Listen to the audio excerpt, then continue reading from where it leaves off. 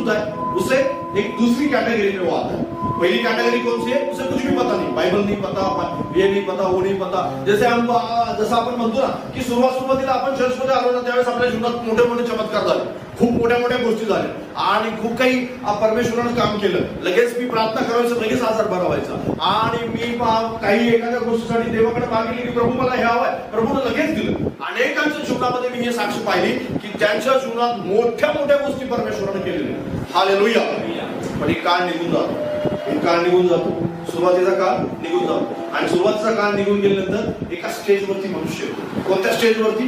की ज्या स्टेजवर आता संघर्ष आहे, ज्या स्टेजवर एक सैतानासोबत लढाई आहे, ज्या स्टेजवर बायबल वाचण्यासाठी लढाई आहे, प्रार्थना करण्यासाठी लढाई आहे, त्या स्टेजवर लवकर प्रार्थना ऐकत नाही ते, त्या स्टेजवरती परमेश्वर परीक्षा घेतो, त्या स्टेजवर विश्वास तपासतो, त्या स्टेजवरती तुम्ही किती पवित्र जीवन जगू शकताय या गोष्टीकडे तो पाहत असतो.